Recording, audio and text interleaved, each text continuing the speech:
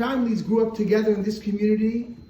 So welcome. This is not an ordinary, das ist nicht kein gewöhnlicher community. I got it right? Yeah. This community where Rabbi Teichtal and many of your rabbis were raised and spent their time is a community where the Rebbe established, the Friedrich Rebbe and then our Rebbe established the headquarters of Chabad Lubavitch. And from here, from the streets of this community, from the shuls and the schools and the homes in this community, the amount of warmth, of Warmkeit, of inspiration, of wisdom, of care, of concern, of Ahavat Yisrael, Ahavat Hashem, Ahavat HaTorah, that comes out of this community is truly unparalleled throughout the whole world.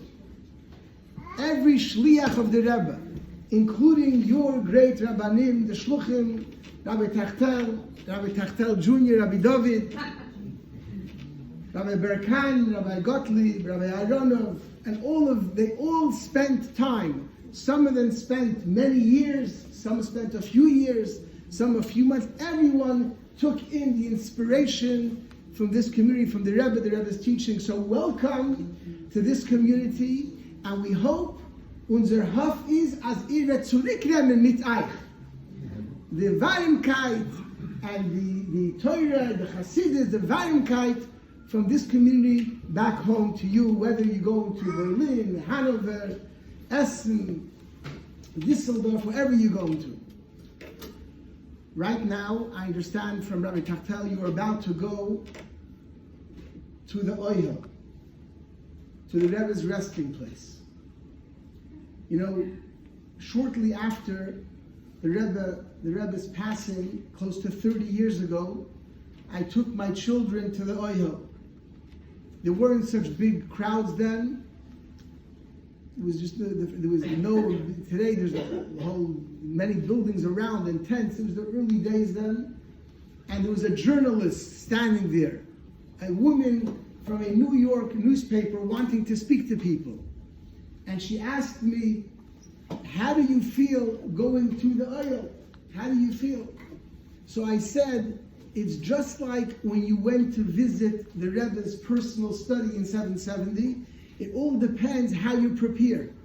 Some people went in and went out, no difference. Some people, it was a life-changing moment. When they went into Yechidut, private audience with the Rebbe, that was a life-changing moment. It was the same room, the same study, the same Rebbe. But it depends on us and how we prepare, how we spend those moments. Zusammen mit der Rebbe, wie wir daven, we connect, whether it's in the Rebbe's room, before Gimel Tammuz, or now when you're going to the Ohel.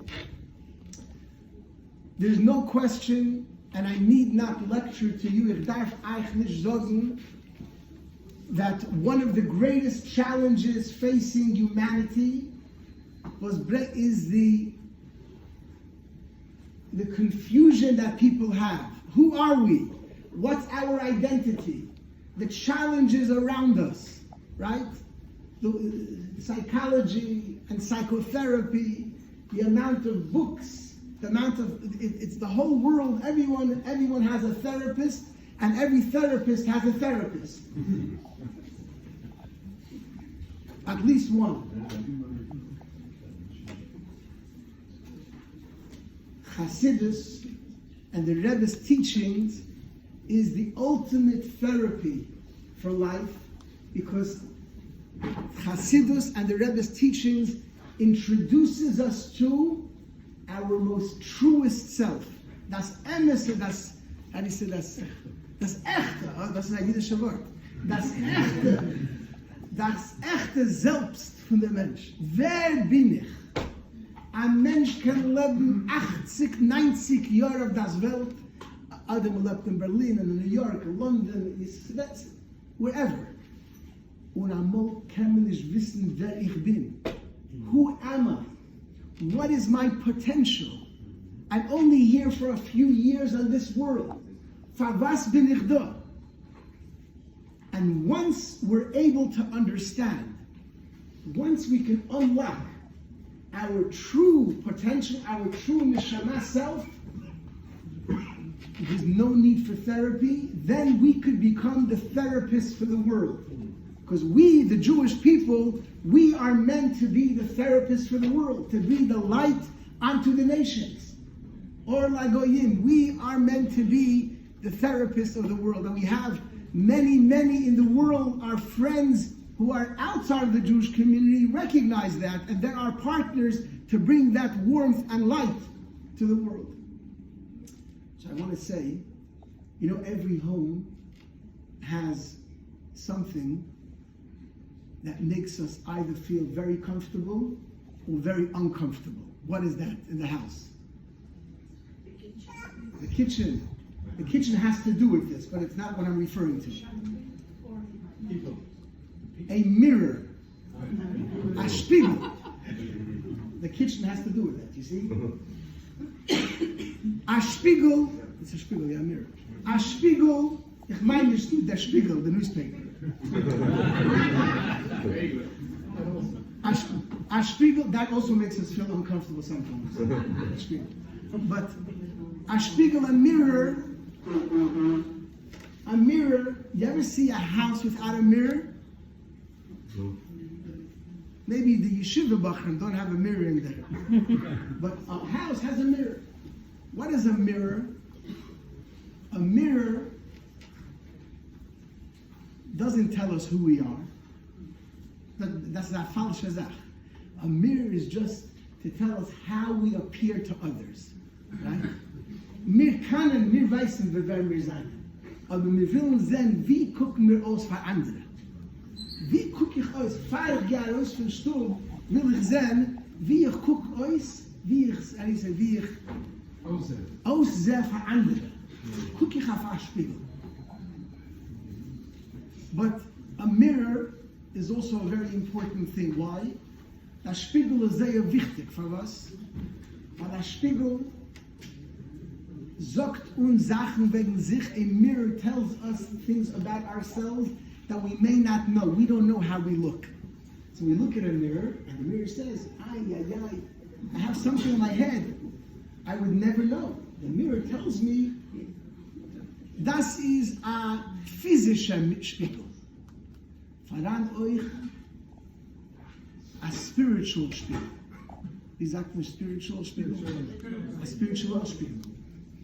Was sagt uns, wer ich bin, nicht wie ich sehe aus für andere, wie ich sehe aus für sich. Wer bin ich? Who am I? Und im Moment, wenn ich weiß, wer ich bin, der Moment, ich gucke in das spiritual Spiegel und ich sehe, wer ich bin, jemals habe ich die Kraft, zu reingehen in die Welt, first of all, to be comfortable in my skin, not to be overwhelmed, not to be afraid, not to be insecure. Wie sagt man insecure in Berlin? Unsicher. Ich weiß nicht in Berlin, aber in Amerika sind Menschen unsicher. Insecurity. One of the biggest problems facing humanity is young children are insecure. Teenagers, college students. Und das bringt Asach Zolles. Ja. Wie sagt man Zolles? Zarot. In alle Sprachen. Zarot. Leid. When we go to the Ohel, when we come visit the Rebbe, wir gucken, das gibt uns eine Möglichkeit, zu reingucken in das Spiritual Spiegel. Wer bin ich? Und mir geht nicht schön zugedreht. Auf dem Reise zum Rebbe hat man zugedreht, gelernt, and there were many classes you had and discussions with your rabbis to prepare so you could stand in front of this spiritual spiegel and to get a clarity of who we are.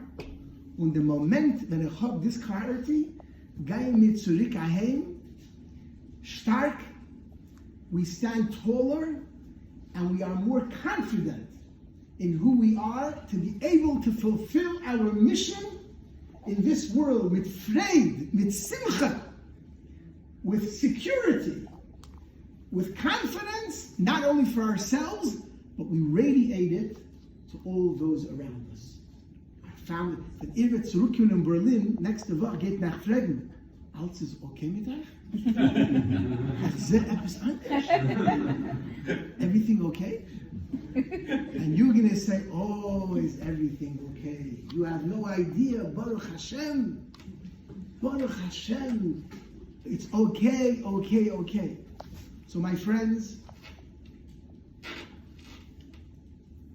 there was once a famous author, maybe, I don't know if it's known in Berlin, Germany, in America many, many years ago, perhaps his books may have been translated. There's an author by the name of Chaim Potak. He was a Jew that was raised in a traditional family, very gifted writer, author, when in America it was very, very popular. He wrote some books about being raised by immigrant parents who came from Europe to America, the Altaheim, the Nayaheim, America.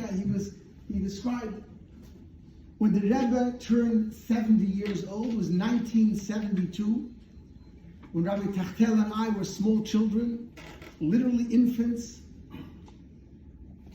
I wasn't born yet. You weren't born yet? I was born in 72 at the end of it. I said he was very small.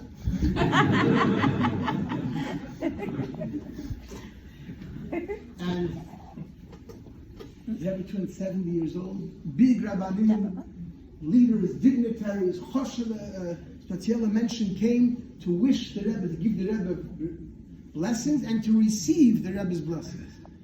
So a rabbi from Philadelphia, Chaim Potak lived in Philadelphia, so 2-3 hours from here.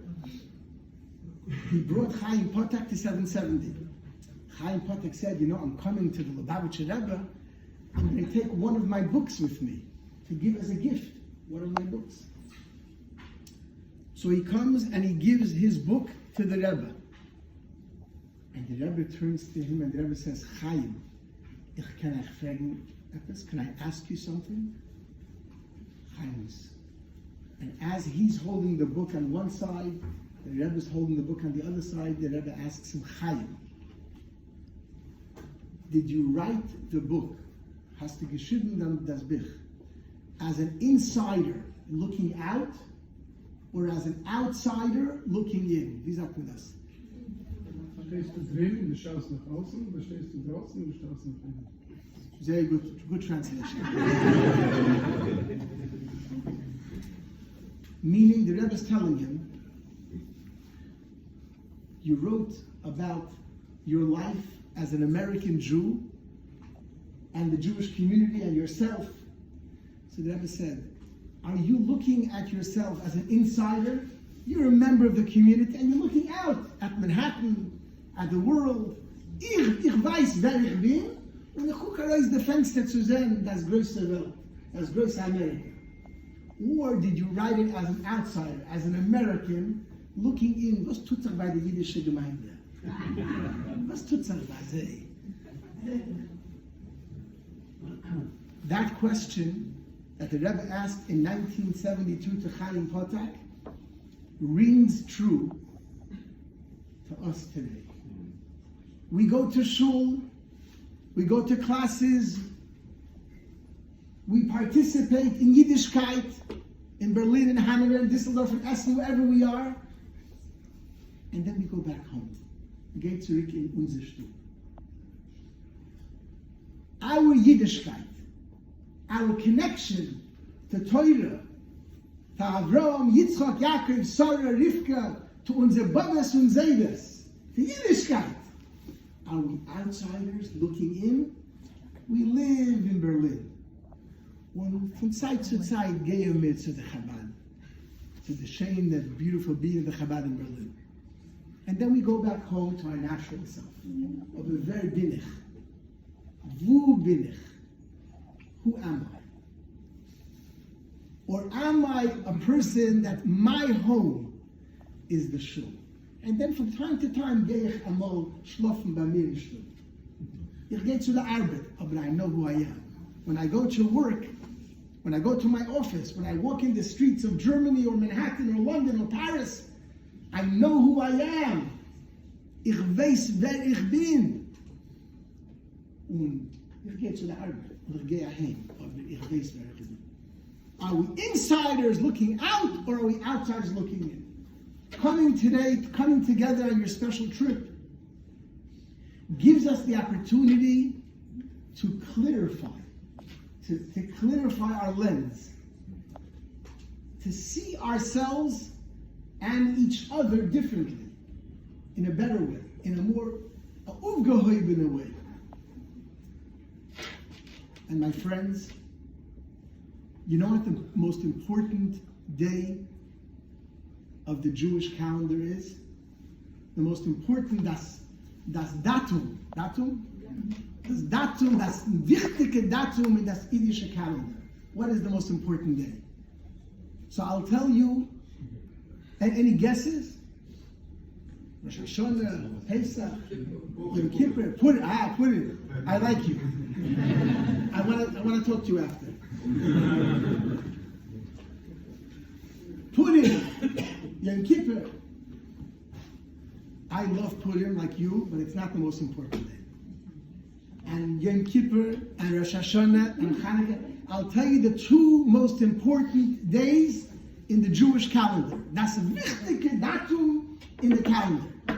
The second most important day, das zweite wichtige Tag, Datum is das Tag, wenn du bist geboren geworden. That's the second most important. Und das wichtige Datum, the most important day in the Jewish calendar is today. Heint. Nicht Nächten, nicht Morgen. Nicht Yom Kippur und nicht Purim. You know, we all say, next week I'm going to start my diet. You know? After the holidays, I'm going to start my diet. After vacation, and after Pesach, and after Shabbos, and after